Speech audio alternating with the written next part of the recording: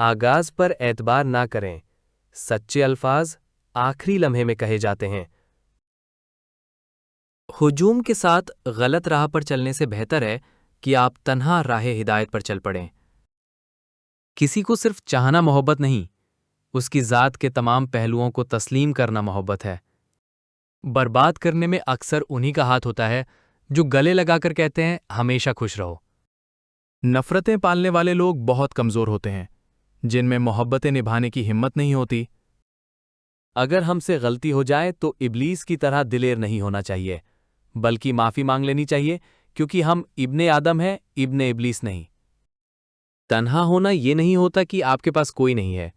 तन्हा होना दरअसल ये होता है कि सब आपके पास है, लेकिन आपका कोई नहीं है।